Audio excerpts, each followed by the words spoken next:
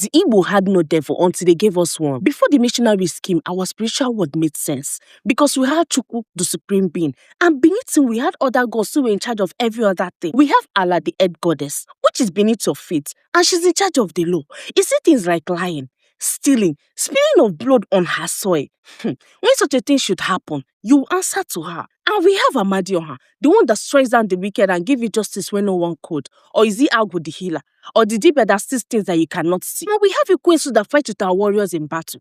All of them had their place. And here's something they don't understand. None of them was the devil. Because we never had one. Nothing was all good and all bad. Because they were capable of kindness and they were also capable of wrath.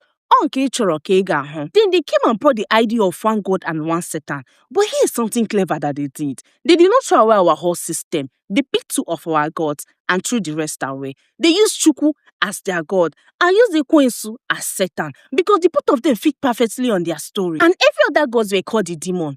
And the real weapon was never the soldiers. The real weapon was the church and the school, where our children are being taught that their parents are worshipping the devil.